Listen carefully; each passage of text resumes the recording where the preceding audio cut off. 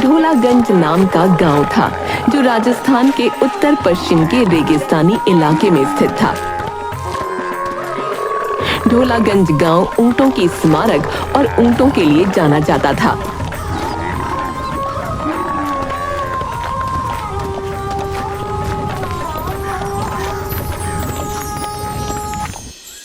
एक दिन पत्रकार शिकर ढोलागंज आता है ताकि वो ढोलागंज की कहानी अपने अखबार में छाप सके।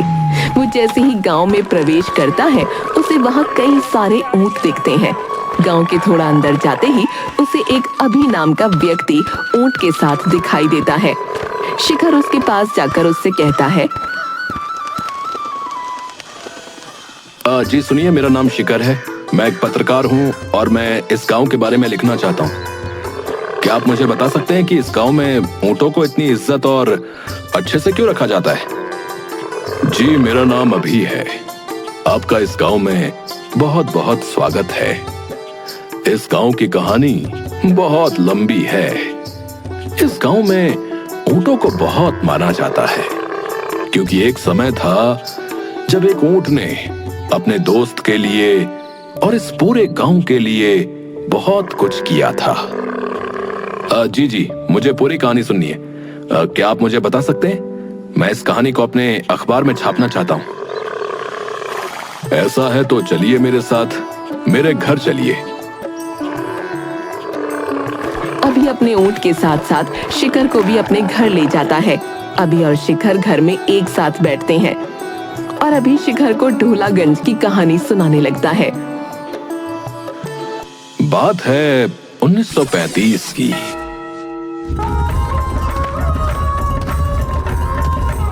जब ढोलागंज गांव का नाम गणिपुर हुआ करता था। उस समय चंदन नाम का लड़का गांव में अपने पिता के संग बाहर से आए लोगों को ऊंट की सवारी कराया करता था।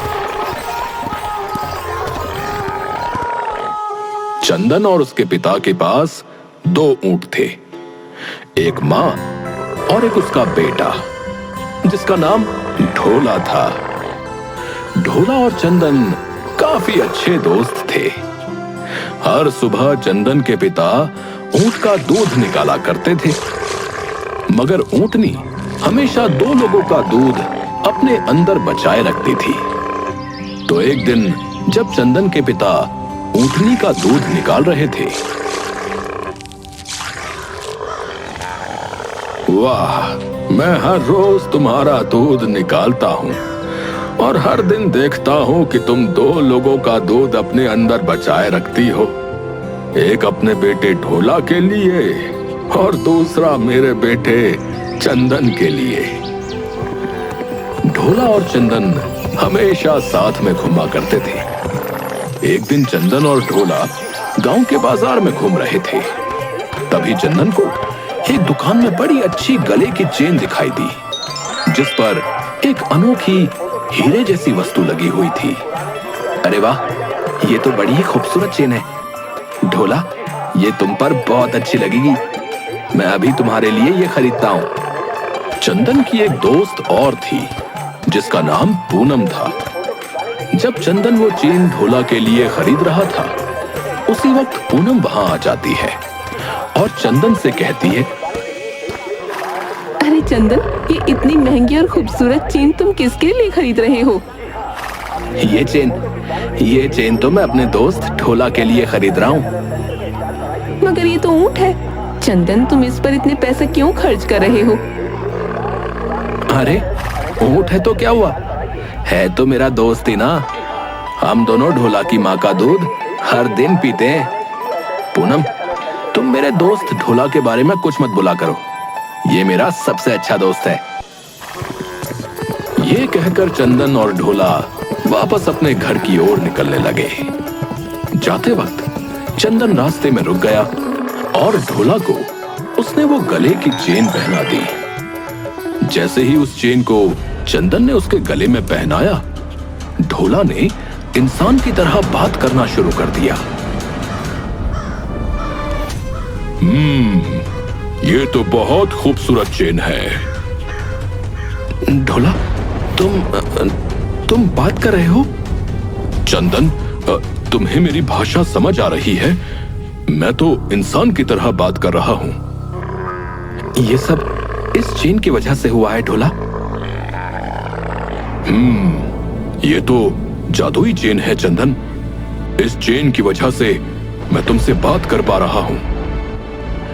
ये बात चंदन ने अपने पिता को बताई, जिस पर उसके पिता ने चंदन और ढोला से कहा, ढोला, ये ऊपर वाले की देन है रे कि तुम दोनों बात कर सकते हो। अब से तुम दोनों की दोस्ती और भी गहरी हो जाएगी। मगर एक बात याद रखना, तुम दोनों ये बात किसी को मालूम ना पड़ने देना कि ढोला अब बात कर सकता है। अब नहीं तो किसी की बुरी नजर तुम दोनों पर पड़ जाएगी। जी, मैं इस बात का ध्यान रखूंगा कि ये बात किसी को पता ना चले। शिखर अभी से सवाल करता है। ढोला बात कर सकता था? क्या सिर्फ इतनी सी बात के लिए ये सारे गांव वाले ऊंटों को इतना मानने लगे? नहीं, इस वजह से हम ऊंटों को नहीं मानते कि हमारे गांव में एक ऊंट था जो बात कर सकता था, बल्कि इस वजह से हम ऊंटों को मानते हैं कि जो ढोला ने इस गांव के लिए किया वो इस गांव की मिसाल बन गई।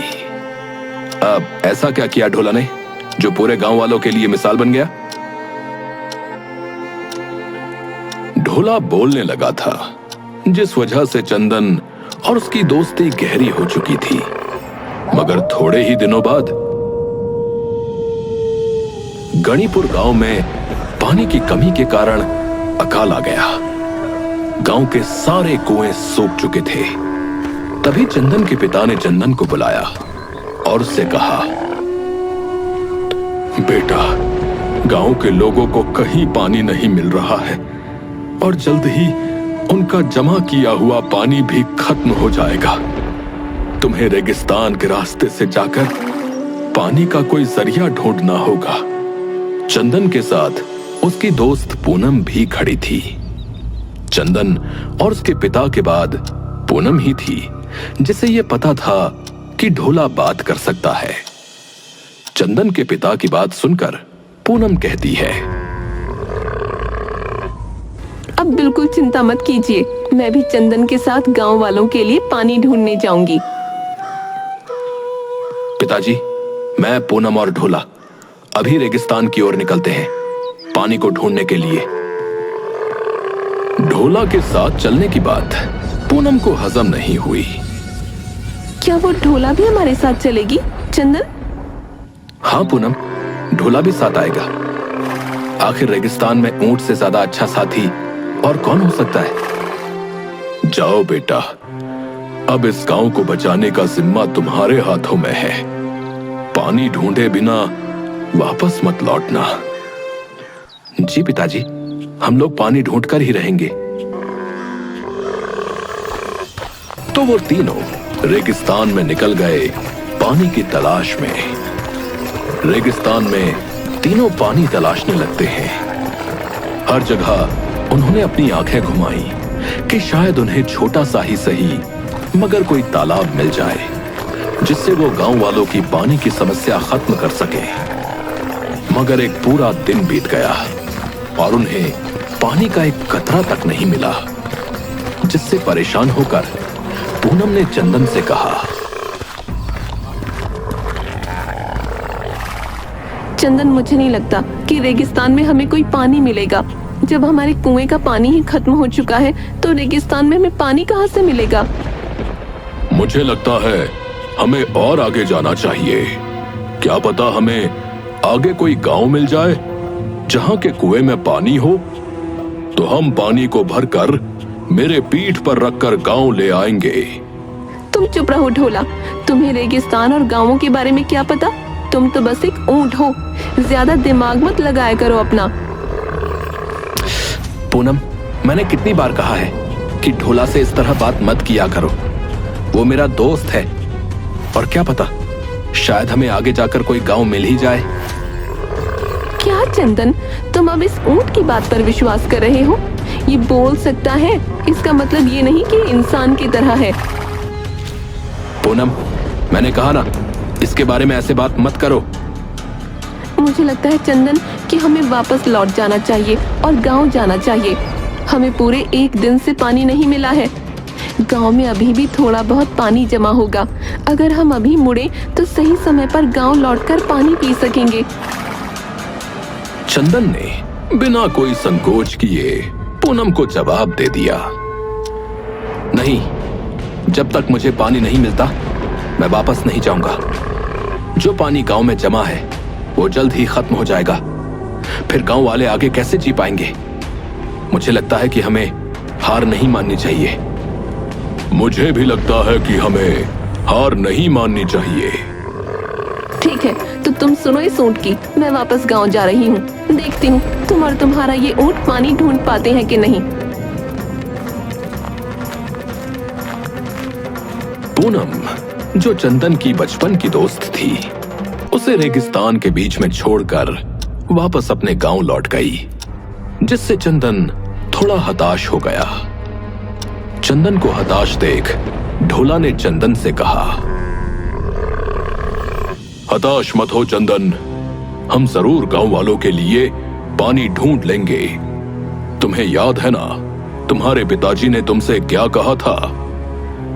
हाँ, यही कि जब तक पानी न मिले वापस मत लौटना। गांव वालों को बचाने की जिम्मेदारी अब हमारे हाथों में है। चलो ढोला, हम वापस नहीं लौटेंगे जब तक हमें पानी न मिल जाए। दोनों पानी की तलाश में रेगिस्तान में और अंदर जाते रहे और दर बदर पानी को खोजते रहे। रेगिस्तान में आंधी तूफान आए, मगर उनके मन में एक बार भी यह सवाल नहीं आया कि हमें वापस लौट जाना चाहिए। वो गांव वालों के लिए पानी ढूंढने के लिए रेगिस्तान में जाते रहे। जैसे जैसे वे लोग रेगिस्तान के अंदर जा रहे थे, वैसे वैसे चंदन की हालत खराब होती जा रही थी। तभी ढोला को रेगिस्तान में एक छोटा सा तालाब नजर आया। चंदन, देखो देखो, सामने ही तालाब है। ढोला, ढोला, आखिर हमें पानी मिल ही गया, हमें पानी मिल ही गया। अब हम गांव को बचा लेंगे ढोला। ढोला और चंदन उस तालाब की ओर जाने लगे, पर जैसे ही वो तालाब के पास पहुंचे, पानी की कमी के कारण चंदन बेहोश हो गया और नीचे गिर गया। चंदन, चंदन, उठो, उठो मेरे दोस्त, अपनी आंखें खोलो। ढोला तालाब के और करीब आया ताकि थोड़ा पानी अपने मुंह में लेकर चंदन पर छिड़क सके, मगर जैसे ही उसने पानी पीने की कोशिश की, वैसे ही पानी के पास एक जादूगरनी प्रकट हो गई और उसने ढोला से कहा, रुक जाओ ऊंट, मैं जादूगरनी हूँ और ये तालाब मेरा है। इसमें मेरी अनुमति के बिना कोई भी पानी नहीं पी सकता है। जादूगरनी जी, मैं ढोला हूं। मेरा दोस्त चंदन पानी की कमी के कारण बेहोश हो गया है। हम दोनों गांव के लिए पानी की तलाश में इस रेगिस्तान में आए थे। हमारे गांव को पानी की बहुत आवश्यकता है। कृपया इस तालाब का पानी हमारे गांव वालों को इस्तेमाल करने दें। तुम पहले ऊंट हो जिससे मैंने बात करते सुना है। मुझे माफ कर दो ढोला, मगर ये पानी तुम्हारे गांव को मैं नहीं दे सकती हूँ। ये तालाब जादूगरनी से जुड़ा हुआ है। इसकी हर एक पानी की बूंद त्याग मांगती है। मेरे दोस्त को अगर पानी नहीं मिला तो उसकी जान भी जा सकती है और मेरा प्यारा गांव सूख रहा है। मैं अपने दोस्त के लिए कुछ भी त्यागने को तैयार हूं। जादूगरनी जी, बताइए मुझे क्या त्यागना होगा? मैं तुम्हारे दोस्त को ठीक कर दूंगी और तुम्हारे पूरे गांव के कुएं पानी से भर दूंगी, इतना कि उन्हें कभी पानी की कमी ना होगी। मगर ये सब मैं तब करूंगी जब तुम ये गांव छोड़कर मेरे साथ जादू नगरी में चलोगे। तुम्हें खुद को इस दुनिया से त्यागना होगा और मेरे साथ चलना होगा ढोला। तो ढोला ने बिना किसी संकोच के जादूगरनी से कहा, हाँ, मैं तैयार हूं आपके साथ चलने के लिए। बस एक आखिरी बार मुझे अपने दोस्त से बात करने दे। तो जादूगरनी ने चंदन को ठीक कर दिया। चंदन ने अपनी आंखें खोली और ढोला को अपने पास पाया। ढोला की आंखों में आंसू थे और वो आखिरी बार चंदन से बात कर रहा था। अब सब कुछ ठीक हो गया है दोस्त, वापस गांव लौट जाओ और खूब तरक्की करो। अब गांव में कभी पानी की कमी नहीं होगी। ढोला, ढोला नहीं, कहां जा रहे हो? कहां जा रहे हो? मत जाओ, मत जाओ मुझे छोड़कर। तुम मेरे सबसे अच्छे दोस्त थे। मैं आगे तुमसे कभी नहीं मिलूंगा, मगर अगर फिर मौका मिला तो जरूर तुम्हारे साथ और समय बिताऊंगा। ढोला, ढोला नहीं, ढोला, ढोला नहीं। और इस तरह जादूगरनी ढोला को अपने साथ ले गई। चंदन फूट फूट कर रोता रहा और फिर अपने गांव लौट आया बिना ढोला के।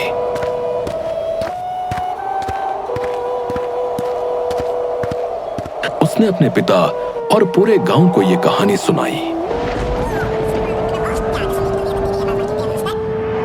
और उस दिन के बाद से सारे कुओं में पानी भर गया और कभी खत्म नहीं हुआ। और इसीलिए ढोला के सम्मान में गांव का नाम बदलकर ढोलागंज रख दिया गया। ढोलागंज की कहानी सुनकर शिखर की आंखों में आंसू आ जाते हैं। ऊंट यहाँ पर दोस्ती का प्रतीक है। ढोला ने हमारे गांव को बचाया था, जिस वजह से इस गांव में ऊंटों को इतना मान दिया जाता है। अरे वाह, ये कहानी मैं जरूर अपने अखबार में छापूंगा ताकि लोग इसे पढ़कर प्रेरणा लें। और आपका बहुत बहुत धन्यवाद ये कहानी सुनाने के लिए। और हाँ, आपने इसे बहुत अच्छे से सुनाया। अच्छे से अच्छे से तो सुनाऊंगा ही ना, क्योंकि ये कहानी मेरे परदादा चंदन जी की जो है।